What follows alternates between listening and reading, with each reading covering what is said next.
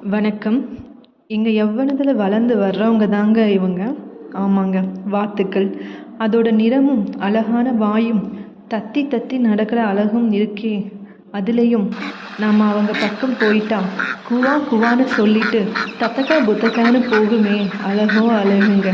இந்த அழகை பற்றி எங்கள் அழகி பாட போகிறா, கேளுங்க.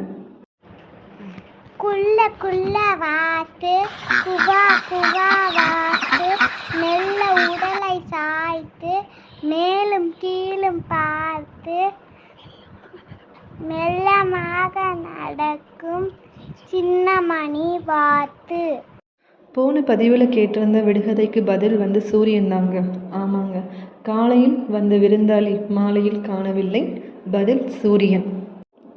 அடுத்த விடுகதை, சிறு தூசி விழுந்ததும் குளமே கலங்கியது. அது என்ன? பதில்